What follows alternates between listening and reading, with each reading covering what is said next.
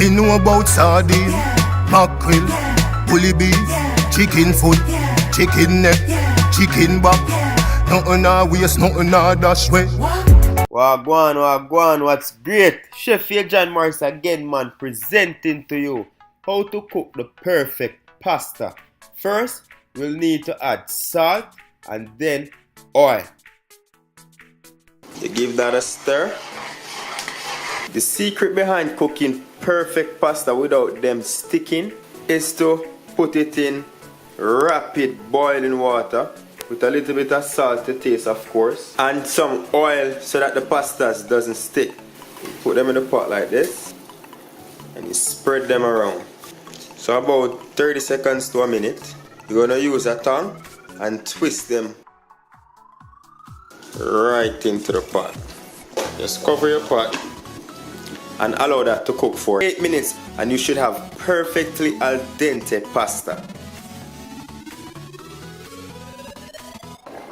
Be sure to half mask your pot like so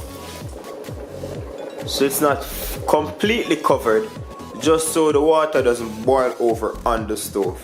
And you can tell when your pasta is ready when it's starting to look foamy and the color of the water has now become cloudy. So our 8 minutes has now passed. It's time for us to remove our pasta.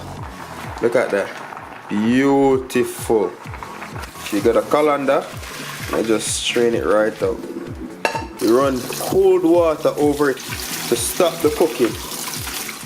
So here you have perfectly al dente pasta.